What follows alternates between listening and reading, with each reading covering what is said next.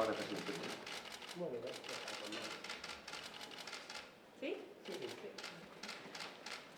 No quiere entrar, pero entrará. Las cosas no salen a la primera, ya lo hemos dicho.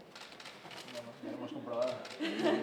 Gracias, que tengáis buen día. La verdad que hoy quería empezar recordando a todas aquellas personas que precisamente por haberse ido de Navarra y de nuestro país a causa del voto rogado hoy no van a poder votar, y por eso quería animar a todas las personas que sí tienen derecho a voto a que vengan, porque hay muchos compatriotas que por desgracia y a causa de ese voto rogado no van a poder votar.